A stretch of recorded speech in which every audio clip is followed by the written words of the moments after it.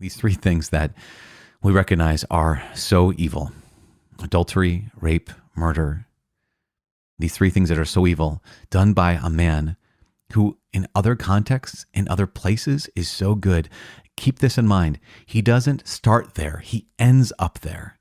Where does he start? He starts simply by not doing what he knew he was called to do. He starts simply by giving into his comfort. He starts simply by living off mission.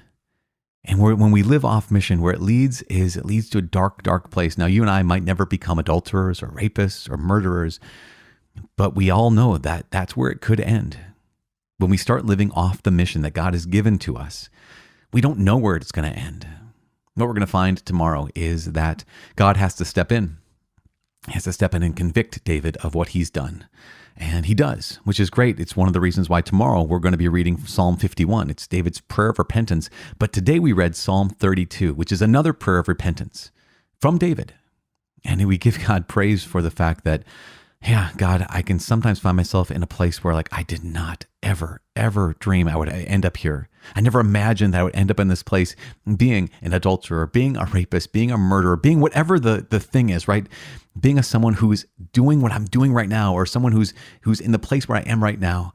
But it started somewhere.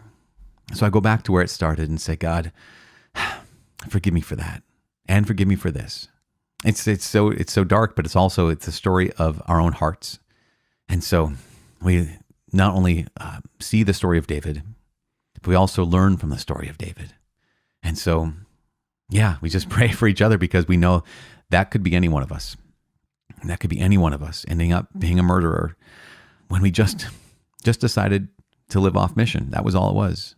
But it ends up killing someone that trusted us with everything, whether that's killing them physically or killing them spiritually. That's what betrayal does. Betrayal kills someone spiritually. Fraud kills someone spiritually. And that's why we need prayers. I need prayers. I know that you need prayers, and we need to pray for each other, because it's not the end.